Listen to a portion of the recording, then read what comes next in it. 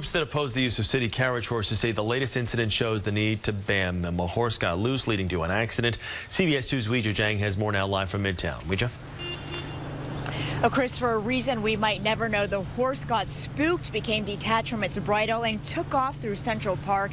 Take a look at 7-year-old Pumpkin. Even without its driver, it actually went along its normal route in Central Park and eventually left around 5th Avenue and 59th Street, colliding with the yellow cab. Cell phone video shows a huge dent in the back door. This happened around 5:30 p.m., the height of rush hour, when the park is still packed with many visitors, many of whom were scrambling to get out of the horse's way.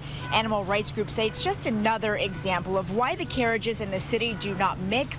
In a statement, one says it's time to retire the carriage horses and replace them with something that doesn't spook or dart dangerously through traffic and pedestrians.